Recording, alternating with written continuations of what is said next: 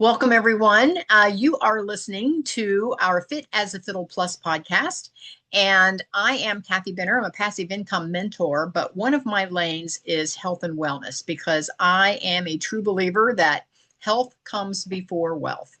And so it doesn't matter how hard you work, but there's no reason for you to run yourself in the ground, as they say. And then when you're finally ready to retire, and you have all of this money saved up and you're going to have your golden years, you're now spending all of your golden money that you've worked so hard for to try and buy your health back because you just didn't pay attention to your health as you were going along. So I want to get very serious about health and wellness. And so today I have Rita Brewer. She is my co-host, my co-mod on the podcast. And we're going to talk about some really important topics today. Now, Rita, she is a physician assistant with 32 years of experience spanning obesity medicine, surgical specialties, and both conventional and integrative healthcare. After treating countless severe complications of type 2 diabetes, including amputation, strokes, heart disease, she realized much of this suffering could be prevented through lifestyle education and using food as medicine. This inspired her to become board certified in lifestyle medicine and create a healthy lifestyles ministry at her church. And today, through her diabetes reversal formula coaching program, Rita empowers men and women to reverse their diabetes, restore their energy, and reclaim the healthy, vibrant life that God intended. So, Rita, thank you so much for being on today. Thank you, And Kathy. before we dive into all of the devices and stuff that we can do and all the tools and tricks of the trade, give us a little bit about your background and what led you from traditional medicine into helping people reverse diabetes and balance their blood sugars.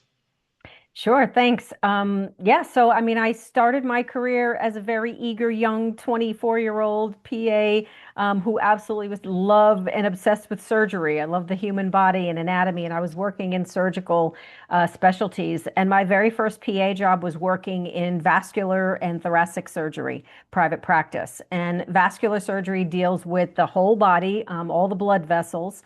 And we focused on helping people to resolve blockages, mostly in the we work with the arteries and the veins, but with the arteries, we take care of people who develop blockages. For example, the carotid arteries in the neck, if they build up atherosclerotic plaque, that can lead to strokes because these arteries supply the blood to the brain. So when that plaque builds up in there, it can cause blockages, release of this plaque and debris that causes blockages in the blood vessels to those organs. Vascular disease is systemic. So if you have a blockage in one area of your body, that means you have blockages in other areas as well, because all the arteries are connected from head to toe.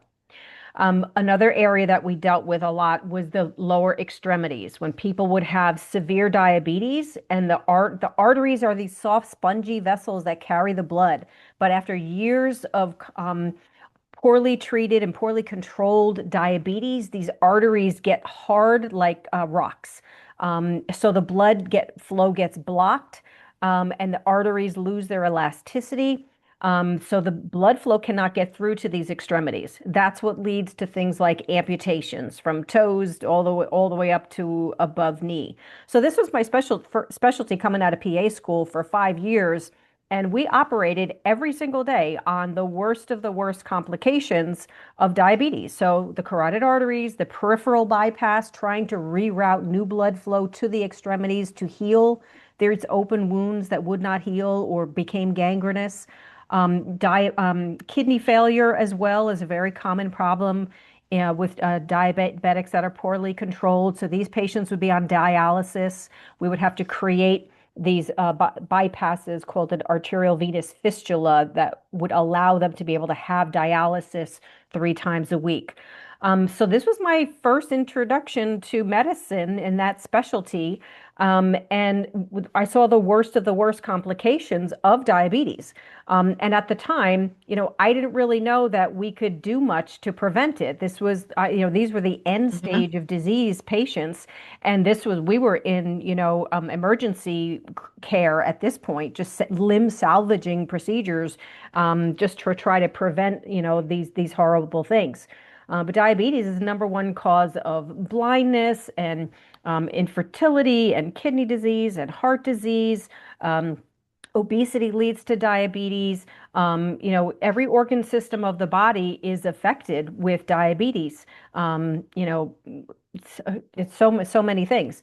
Um, so this is where my passion originally came from. And then through the years, after over 20 years of practice, I saw that we weren't really doing a good job at helping to people prevent it until I started working in the weight loss industry. And I saw, how just losing weight helped to balance people's blood sugar levels, and everything that's associated with it got better, all these metabolic disorders, which we could get into. So, yeah. Wow.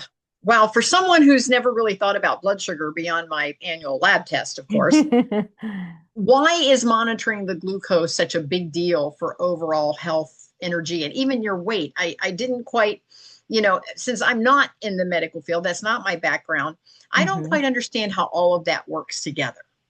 Yeah, so this is really important, is why people need to know this. So, the foundation of most of the chronic diseases that people are dealing with on a regular basis has to do with insulin resistance, which we'll get to. So the conditions that are all related to insulin resistance are weight gain, high blood pressure, high cholesterol, diabetes, heart disease, strokes, many type of cancers, chronic fatigue, can be autoimmune diseases. So many things are related to insulin resistance. And insulin resistance is when our body is not metabolizing sugar effectively. So, talking about blood sugar metabolism, and we're going to get into continuous glucose monitors. This is why I think it's so important for so many people to be aware of what's going on with their blood sugar, because it's not just about treating diabetes. There's so much more to it that we can use, from on the preventative side to prevent all these things, fatty liver disease, I mean, all these things. 85% of what the chronic illnesses are today that people are seeing their medical providers are metabolic disorders, which I just mentioned, that are all associated with blood sugar metabolism. Wow. Wow. So Yeah. if you're going to start anywhere, here's where one should start. Yes, absolutely. Absolutely. That is just incredible. And again, um, we don't think about it. We're going through our days, we get a Mm-hmm. snack, we go through fast food, I mean, it's the Yeah. lifestyle that most Right. of us live, and it costs more money and takes more time and effort to actually eat healthier and pay attention to all those things. And then even when you're trying to eat healthy, you shop organic. Is it really organic? Mm-hmm. And you try to eat the good stuff, and you try to do what's best for your body. But even then, you don't have a way to see what's happening on the inside. Right. You think Right. you say, okay, I eat well, I'm doing all the right stuff. And then you finally go for that once a year lab test, and your numbers still aren't where you want them to be. So, can you explain the difference between the traditional the finger stick you do for glucose testing, and then the continuous glucose monitor? What does the continuous monitor measure, and what does it show you? Yeah, absolutely. And I forgot to mention too, the list of metabolic disorders is so big. I was trying to remember them all. But a big one now is type 3 diabetes, is Alzheimer's disease is referred Mhm. to now as type 3 As type 3. diabetes. I, Yeah, I so just read an article on that. it affects our brain function. How many of us are dealing with brain fog on a daily basis or poor sleep? It's all affected there. Yeah. Yes. Okay. So back to your question. So the finger stick is basically, the little prick of your finger. It takes a blood sample and it gives you a blood sugar reading for that one moment in time. Which is good, but Mhm. it's painful and it's only telling you what your blood sugar is for that one moment. A continuous glucose monitor is recording your blood sugar every minute in real time for the life of the sensor. And depending on which brand you use, some of the sensors last from anywhere from 10 to 15 days. So Okay. it's 24/7 monitoring your blood sugar every minute, unless you lose your Wi-Fi connection because it is connected to Bluetooth. So it's so much more it's valuable data, because Uh-oh. I check my blood sugar Okay. in the morning and it's fine. But it's also a fasting specimen, so you haven't eaten anything, for 10 or 12 hours. And yeah, I hope it's in good range when you first wake up in the morning, but they have no idea what it's doing the rest of the day and in response to their meals. Whereas the glucose monitor can tell you all that. You're tracking in real time. And I love that. So it has an app that you download on your phone, and on Okay. the home page where you see your blood sugar reading, below it, it has a section for notes. So my patients or clients, they can enter in data of what's happening at that moment. Did I just go for a walk? Was I really stressed? Did I wake up and I had a horrible night's sleep? What exactly was that meal that I just ate? Because I think I'm eating healthy. But if you Mhm. have a continuous glucose monitor, like I have a client right now, who's diabetic and on metformin, and he said, yeah, my A1C is great. But he had no idea until he put the glucose monitor on, with that bagel that he was having for breakfast spiked his blood sugar up to 190, plus the blueberries on top of that. So that's too high. So that's the great thing about the CGM, is that you can correlate it with exactly what's going on in your lifestyle in real time. So there are a couple of disadvantages, though, which I know we'll probably get into that as well. Um, Interesting. Wow. mhm, So when a new client starts wearing the uh-huh, CGM for the mhm. first time, what are some of the most surprising patterns that they see in their readings? I think the one that I just said, like they think they're eating a healthy meal, but they had no idea how high it was elevating their blood sugar. So that's when we can really make the real-time adjustments and say, okay, yeah, we still want you to enjoy your breakfast, but maybe let's not have a bagel, or let's test your blood sugar with only a half a bagel, or a quarter of a bagel, or maybe if you're going to have the bagel, you don't have the fruit at the same time, or maybe, not too many carbohydrates all at once. Or maybe we need to have your carbohydrates at the end of the meal and make sure you eat your protein, and healthy fats first, because then you'll get a better, less of a blood sugar spike afterwards. So it's really, a great way to be super, proactive and to know exactly what your body is doing.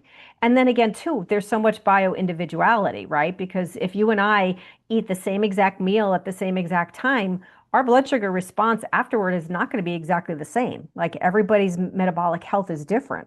So just because it's supposedly a good healthy meal for the average person, it doesn't mean that you're going to respond to it well. So that's why I love the CGM, because it tells you exactly how you respond. Okay, so this is actually a tool that everyone Yes. can use. It's not to think of it like a medical device. Think of it Hmm. more as a tool for your better health. Yeah. I mean, it's definitely a medical device, but it's also, I think, a hacking device as Oh well. yeah. Oh Yeah. yeah. Definitely, definitely Yeah. biohacking because you can actually see what's going on in there. that Right. Right. that's the problem. Now, Yeah. what are some of the biggest benefits you've seen in your clients who use the CGM, whether it's with their cravings, their weight loss, their diabetes reversal, or even just medication reduction? Yeah. What are some of the biggest benefits? Well, it first starts with the awareness, right? Is knowing how your body is responding. Because when you see something that causes an elevation and you know what you were doing in real time, whether it was physical activity or a meal, then you can make changes. Then we can work together. And if you don't know what to change, that's what I would do with Mhm. my clients. I help you make a balanced meal that you're still going to enjoy, that's not going to have that same impact. So when you do that, your diabetics are going to get much better A1C control, much less need for medication. When you have chronically elevated blood sugars or up and down all the time, like a roller Uh, coaster throughout the day, you can't lose weight either. Because, when your blood sugars are elevated, then that insulin is the hormone that has to be secreted from the pancreas in order to move that sugar into the cells so it can use it as fuel. but we get that insulin resistance from so much chronic, our standard American diet, so much sugar coming in and hiding in places that we don't realize. Then it causes those receptor cells to get jammed up, and the blood sugar can't move into the cells effectively. So it affects everything. People don't realize that high blood sugar causes high blood pressure. People, oh no, I don't have diabetes, but yeah, I have high blood pressure. Well, guess you better check it because you might have high blood sugar. And same thing with cholesterol and fatty liver and, heart disease and all of these things are going to be improved upon if you know what's happening with your blood sugar and are willing to make the changes to improve it. That's what I love about this is that it's preventative, right? Because all these metabolic disorders are preventative in so many ways. Wow. So now, with what you know now and looking back on your introduction into medicine, you have to just be saying, wow, if those folks would have only known, Yes. somehow been educated, somehow early on, they could have prevented a lot of those medical procedures that they were going Right. through. Right. And even still to this day, you always like to ask, what do you hate? What do you find frustrating about your industry, right? So in conventional medicine, the most frustrating thing for me about this is that they're not being offered often enough. And the main reason is most of the time is because it may not be covered by insurance. Mhm. The ones that are covered by insurance are definitely type 1 diabetics because they have to take insulin 24/7 Right. because they don't make any. But for type 2 diabetics who are on insulin, the insurance companies will pay for it, but only if you're on insulin, not if you're on an oral medication, or Really? not if you're pre-diabetic either. So, but the other thing that upsets me is that even those patients who qualify for coverage are still not always being offered that. I had a private client who is type 2 on insulin for 10 years, sees an endocrinologist who is a specialist for diabetes and other and metabolic disorders, hormonal endocrine disorders. He was never offered a CGM. He didn't even know about it until I started working with him as a coach. Wow. That's what So I'm the talking. doctors, so the doctors in many cases aren't even offering this as an option. Right. And in primary care, I get it because if you offer somebody a tool, then you have to help them manage the tool, right? So what I do with my clients is that I have a link for professionals so they can I send me a link to my practice. So when I meet with them, I can review their data. So in primary care, they're not going to have that time. They don't have the training or expertise to evaluate these things. But endocrinologists definitely do because they're taking care of Hmm. type 1, Hmm. 1 diabetics who have their CGM data that has to be reviewed regularly. So that's why, your primary care people are not going to be offering them. But some of them are available without a prescription now. So people can still get them directly from the websites without needing a prescription, and they can just monitor and figure out and learn what they can on their own, which it's not that difficult once you know what you're looking at and your different Hmm. trends. But so up until now, many of them have been available just by prescription only. Okay, well, on the flip side, are there any downsides, limitations, or common misconceptions about the continuous glucose monitors that people should be aware of before they jump in? Yeah, and one of them is just knowing that this is monitored by a sensor that goes on the back of your arm. And I'll just show you. Okay. Here's one, for example. This is the Libre 3 Plus. I like to use this one. This is the actual size of the sensor, which is the size of a Okay. nickel. You put it on the back of your arm, and some Hmm. people are concerned because they don't want anybody to be able to see it, and which I understand. So I say you can even wear short sleeves, and you just put it up high on the back of Hmm. your arm, so your sleeve can still cover it. So You know, that's I've seen folks have one of those on. I've seen them. Yeah. yes, yes. So they want them to be covered. But so this little sensor, it just goes underneath the skin layer. It goes into what we call the interstitial fluid just under the skin. So because it's not directly into a blood vessel, like when you prick your finger, you see the blood come Hmm. out, that you're getting a blood reading. The blood is the most accurate. So the interstitial fluid is not as accurate as a blood sample. But we always tell patients, especially if they're on medications, if they don't feel right, if, if, oh my, what's going on? Is my blood sugar too low or too high? And the CGM is telling them it's fine. Always check with a finger stick because that is the most accurate to tell you In real well, time, in real like in time. real time, right then. Yeah. Exactly. So you know how to treat it properly. Um, Occasionally, people will say the sensor doesn't stick on. It does have a really good adhesive, but they also make patches to go around it to give you that extra adhesive support. So sometimes they come off before your 10 or 15 days is up. But the companies are usually pretty good about replacing them for you. If you let them know and you send it back, then they may send you a new one. Um, what else? But they can be used, in the shower. You could take a bath. You can swim with Okay. it. That was Yep. going to be my question, Yes, Yeah. yes. I have had like one or two patients that say, no matter what I do, I can't get this thing to stick on me. That has happened. So they're not perfect. But there's a couple of other little tricks and things people should be aware of, like that first 24 hours you put it on. Don't trust anything because it's just calibrating to your body first. So don't believe the first 24 hours of readings. If you take vitamin C doses higher than 500 milligrams a day, that can alter your results. So just a couple little tips and tricks Hmm. like that. But overall, it's way more pros than cons. Yeah. Oh, that's amazing. Now, Hmm. if someone is curious and thinking, well, maybe a CGM is for me, what are a few signs or symptoms that monitoring their glucose more closely could really help them? Well, if they have any of the metabolic disorders that I mentioned earlier, they can definitely benefit from it. Absolutely, if you're a diabetic, or I think a pre-diabetic is very important because you're leading in Hmm. that direction. Pre-diabetes becomes diabetes if you don't make any lifestyle changes. Um, and I'm sorry, what was the question you asked again? Well, I was just wondering, what by monitoring it more closely, Mhm. is it just knowing their lifestyle? Is it just the awareness? Is that the biggest advantage?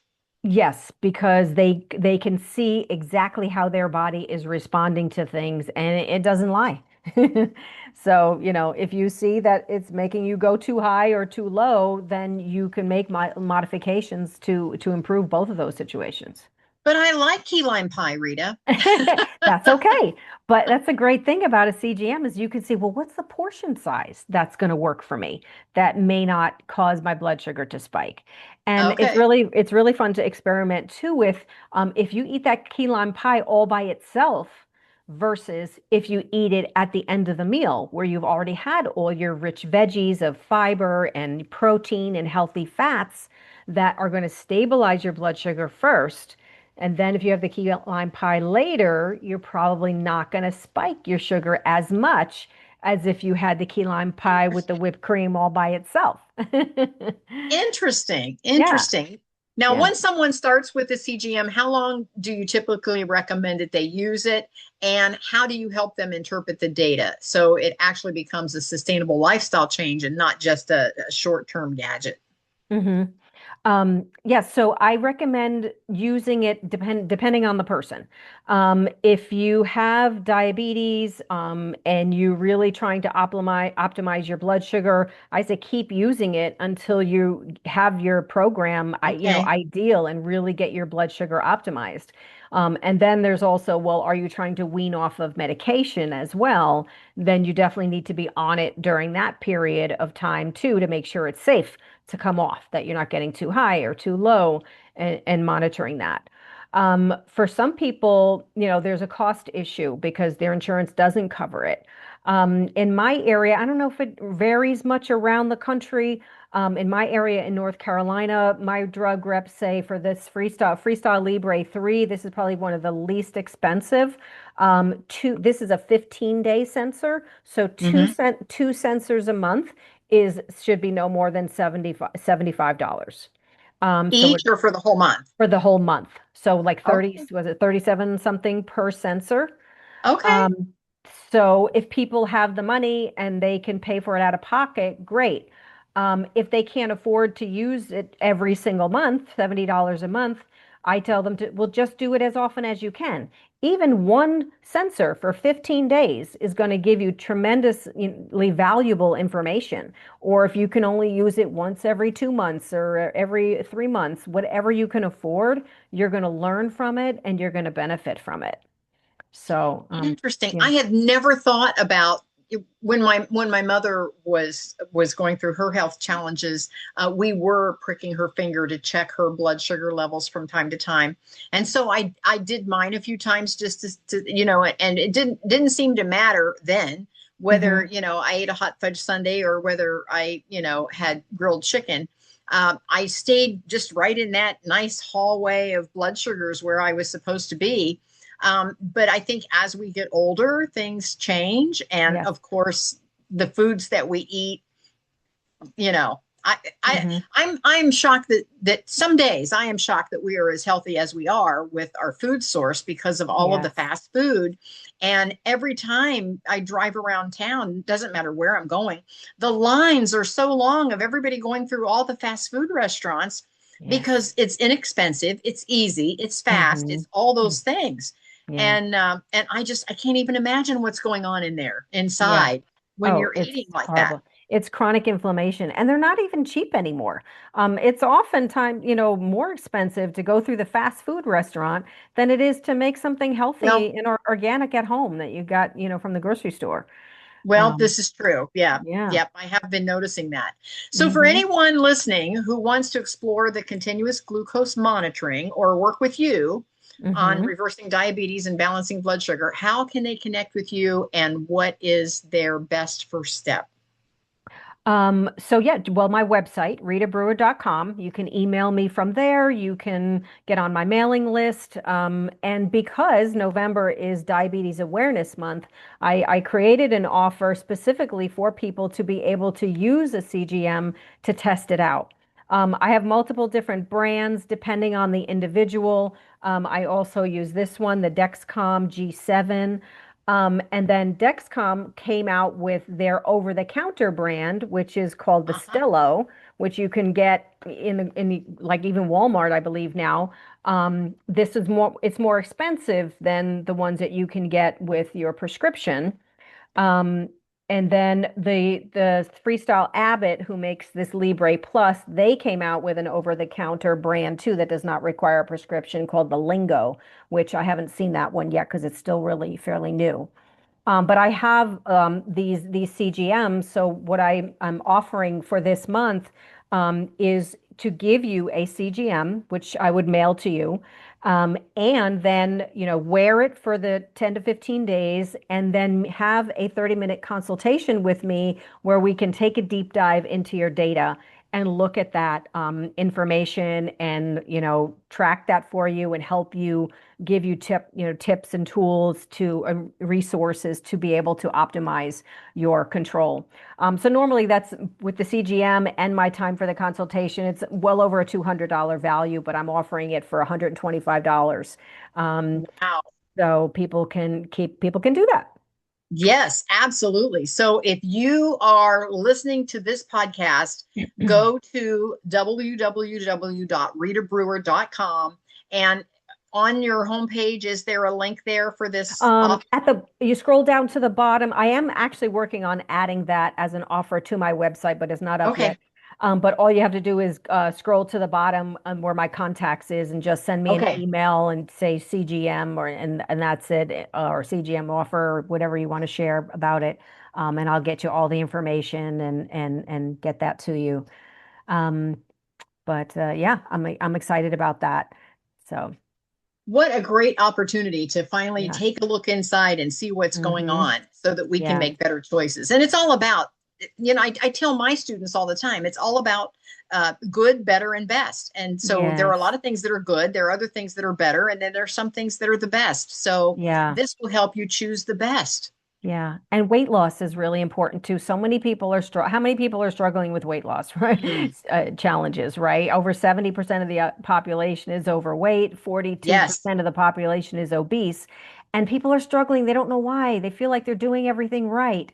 And Hmm. this is another great tool that can be used to see, well, what's going on with your blood sugar? Because like I said, when sugar is high, insulin is high. And insulin just stores more body fat.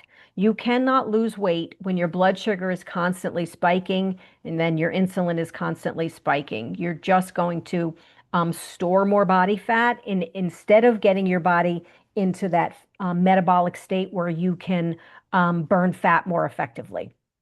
So, Interesting. Interesting. And I guess as I just think about all the things, in biohacking, hmm um, all of the tests that we have now, medically, we are so much more advanced than we've ever been. And hmm we were almost more unhealthy than we've yes, ever been. we are. And so Yeah, I'm like, what? There's got to be something that we could do that we can take control of our own health and yeah, change that. And this is one thing that I see that all of us can do. absolutely. Again, I look at, I drive by and see all the lines of the fast food. What about all the lines at Starbucks? So hmm save a Starbucks, get a glucose monitoring system Yeah. instead. Yeah. Yeah. Even if you try it one time, it's like $37. It's less than a manicure, you know? Yeah. So Yes, absolutely.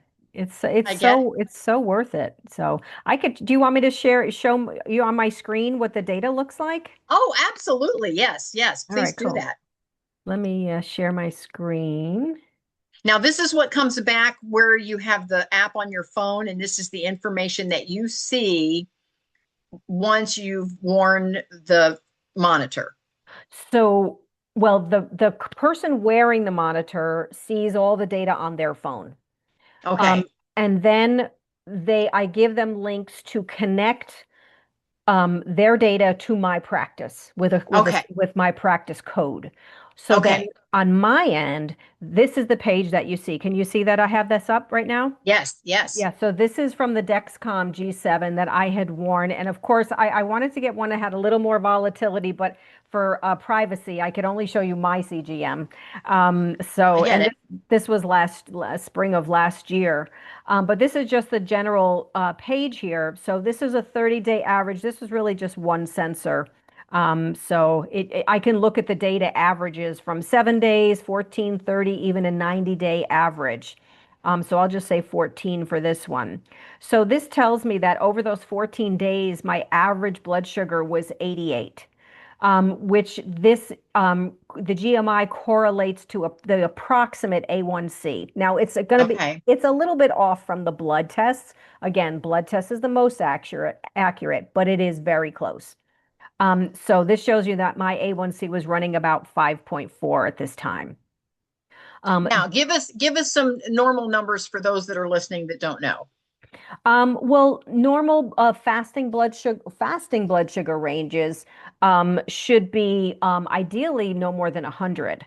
But for the low ranges, it's going to be a little bit different for each person, right? Because somebody who's on a medication or diabetic, they may not feel well with a low blood sugar once they start getting to 70.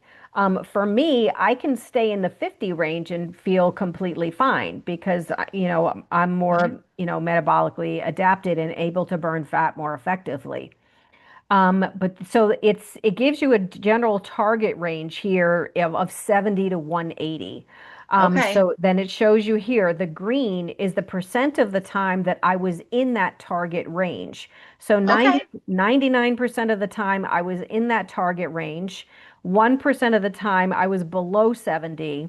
But at least I was not in the high ranges, the high or very Okay. high. Those are above 180 in the 200s and higher than 250.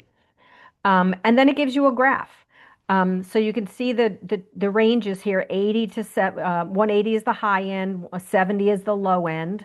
And you can see that my line here is very even. What we don't want is with these when it looks like a roller coaster.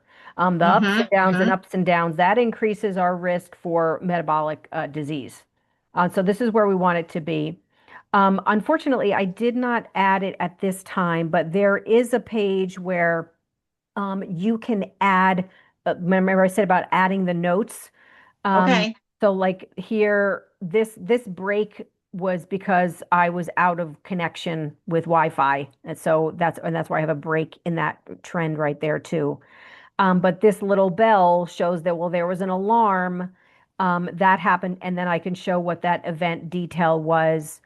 Um, I'm not clicking at the moment. Oh, it was just a signal loss. That's all that was. Ah, okay. But then you could see all these little breaks in the lines. I had a signal loss at that time. Um, and then here it could show you like how this is the highest range that I went to. There was a time I don't, and I it's not on this particular sensor where I said, let me eat this sweet treat and see what happens. So I forget what it was. It was some very high sugar, like cookie or something like that, and it spiked me up to 170. Um, Ah, so okay. that was, really interesting to see. But this is basically it. So it's each individual day, and you can see the time of day. This is really interesting to see too, because we're looking here from 12 a.m. to 12 p.m. So if your most common blood sugar spikes are right after breakfast, like if this is going up high after your breakfast time, then we know that we have to make adjustments in the type of food that you're eating for your breakfast, right? Okay. And then here, this was obvious. This is the highest of the day. This was my dinner time around. This was 7 or probably 7 p.m. But the highest I went was what, like 127, because it was a very, metabolically healthy meal. I live a low carb lifestyle. I kind of do what we call a keto flex. Okay. I do try to stay keto friendly, but I do have some carbohydrates as well, but I try to keep them low carbs or healthy carbohydrates, right? Like our vegetables, um, and low glycemic fruit, um, Okay. and very little on the sweets and breads and pastas and rices and things like that that can give you a higher spike. So, and then when you also add in the notes, it can show you. It doesn't do it on this particular one I have here, but um, when you write your meals in the data, say for breakfast I had, 2 eggs, 2 pieces of toast, and some grits. You can put that in the notes, and then it Okay. shows you right there at 7 a.m. for breakfast. It shows you that meal. It shows me that meal. And you have it in your phone app as well. So I can look at Okay. that, and that helps me to ask the right questions and say, okay, well, what was going on at this time? So the more data you put into your notes, the more it helps yourself and helps me to interpret your data and show where the places are that we Okay. need improvement. And no So cheating. And no cheating because the test will show you can't say, I didn't eat the cookie when you spiked up to 180. Well, you know what? It's interesting. I had a client right now, and he said, "But I haven't had any pizza." And I said, "But you know what? Now is a great time to test it. So when you do have pizza, you'll see how your body responds to Yeah. it. And then how many pieces. If you normally Yeah. eat 3 slices, experiment with what happens with just 2 slices. Or if you're more sensitive, and you have one slice, but I was always have a big salad first, before you have your pizza, or some other veggies to fill up and get that fiber to coat your stomach so you don't have as much of a blood sugar spike. Or the keto way to eat pizza is just pull everything off the crust and eat that without the crust. So you can have Yeah. all the Yeah. cheese or veggies and meat and whatever, you have on top of your pizza, and leave the crust behind, and then you'll get the lowest blood sugar spike that way. So Interesting. yeah. So it really helps you design the type of a lifestyle that you really want to live Yeah, for optimal health. absolutely. Yep. Perfect. I love it. Yeah. So cool stuff, right? Very cool. Very cool stuff. Yeah. Yes. I love it. As you can tell. Now, on all of those over the counter, they all come with an app. I mean, that's how that works. All of them have that. The boxes have instructions inside. You download the app to your phone. Each sensor requires its own app. So if end up Okay. changing up different ones, you're going to have to use different apps, and they don't save Okay. data from another sensor. But I make recommendations for each individual depending on their medical conditions, like could they possibly be covered by insurance? For Okay. my diabetic patients, I usually find that most diabetics um, have the Dexcom coverage. But you Okay. can call your insurance company, and if you're on insulin, call your insurance company and ask them which continuous glucose monitor will you pay for before you get the order. For my patients, Okay. and mostly it has been Dexcom G7. Um, but again, people who are doing it, paying out of pocket, this one is going to be less expensive. And the Dexcom's been having a little bit of tracking issues lately too. So, Okay. but depending on the person and then their cost issues, yeah, so versus then over counter, because if you're going to use it in the future, you need to get a prescription. If you're in North Carolina, you can come and see me and I can get you one. But if some people, you have to get your primary care doctor, provider Okay. to be able to be willing to prescribe it for you. But if you don't want to go that route, again, you can get something like the Stello or the Lingo directly from their websites. Again, it's going to cost a little more. Some of them maybe like $100 a month, and then no support, from anybody except for yourself, figuring out Okay. how to interpret the data and what to do with it. So, Okay. yeah, but This has been so informative. I'm thank going you. to go shopping now. I would be interested to know because I've Mhm, been working very hard to keep my sugar levels even and low and all those mhm. things. And Yeah, so yeah, this is very interesting to me. This has been a yeah. great conversation. Yes, I knew you would be because you're a biohacker. Oh yes, absolutely. Yeah, one of the things that Mark and I just did when we were in Florida, I don't have the name of the company right in front of me, but anyway, we had a full body scan done, and our Odexa? results, yeah, our results have not come back yet. But it just went, from like here Yeah. to to the pellet, just Yeah. all of the internal organs. It wasn't anything with the brain, wasn't Hmm. anything with the legs, but Yes. it does give you any block, it'll show any blockages or any tumors or anything that you wouldn't even feel, that you wouldn't have any idea was going on. And it's just very, very early detection. And Yeah. so I've often said, why can't we just do something like that once a year? Hmm. Because the radiation in these machines are very low these days. And Hmm. why can't we do something like that once a year instead of waiting for somebody to be at stage 4 cancer of some sort and Hmm. then try to reverse it at that stage? Right. And so, again, insurance doesn't pay for it. I get that. Yes. Yes. And so we paid out of pocket to do Yeah. these And scans. was it Yeah. a Dexa or something else? I'd have to get the paperwork to tell you what it was. I don't Okay. remember. Okay. But it's a company that scans for the hospitals down there, and they were Hmm. just doing a little thing at an expo if you Hmm. wanted to have a body scan done. Okay. And so we signed up. Yeah. I our DEXA, one of the companies in my area that does a DEXA scan it scans you like that. It looks for osteoporosis to see Hmm. if you have any bone loss, but it also looks for your body fat composition, which is way Ah, more important than your body BMI or your weight number. It's what percentage of body fat do you have?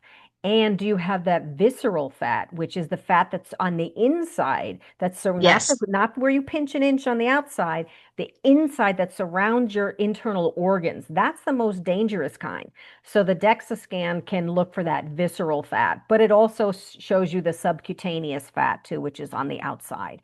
So that's the number one metric that we really want to look for is what is our body fat percentage? So for women we want to be under or under 30%. So that's most optimal. Wow, so much to know. Yeah. I love it though. Yeah. Rita, thank you so much. This has been Thank so you. informative. I love that you came on and talked about this today. Again, go to ritabrewer.com, scroll down to her contact page and just make a note there when you contact her that you would like to participate in getting the glucose monitoring system, Yeah, and she'll take care of you. absolutely. Rita, thank you again for being on. I really appreciate you. Love you, girl. Love you And too. Thank you so much, Kathy. yes, and we will see everyone soon. Bye bye. Bye, everybody.